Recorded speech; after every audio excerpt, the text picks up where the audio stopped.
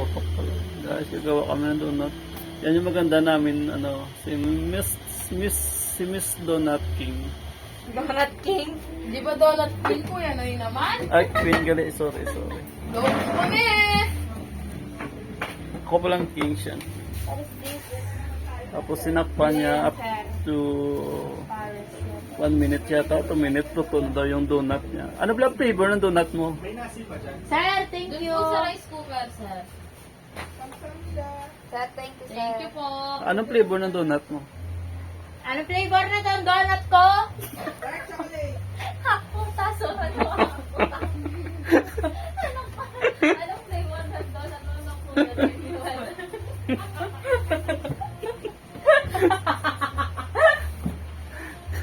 Ito na guys, nagloko-loko na kami. Kasi hindi namin alam kung anong flavor to. Yung customer pa yata, yung kakain pa yata yung mag-taste pa kung anong flavor yan. O, tinitingnan niya daw. O yan, Wala pa. malaki-laki na rin yung donut. Mag-share lang daw sila.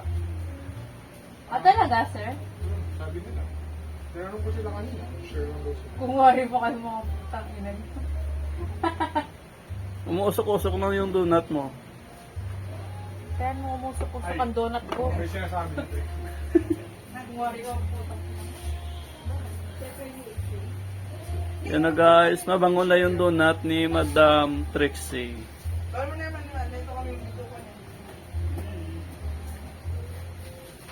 Ay, putang ina.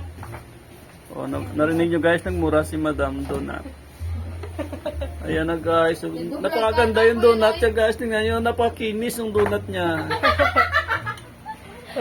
Nag-vlog ka, kuya Noy? Oh guys, oh, tingnan nyo. Parang, Babaliktad natin, guys. mas makinis pa yung donut niya kaysa kamay niya. Tingnan nyo guys. Oh, binaliktad niya guys. Medyo may yellow yata yung, yung sa kabilang side. Binaliktad niya. Oh, tingnan nyo guys, napakaganda yung kulay. Oh guys, oh, napakasarap ng siomay ni Madam Trixie. Siomay naman, Ah, kuya siomay. Noy! Gusto ata ng siomay kuya na. Donut pala, sorry guys. Oo nga, maghintay putang. Oh, guys, tingnan nyo, napakaganda yung kulay. Pinggan.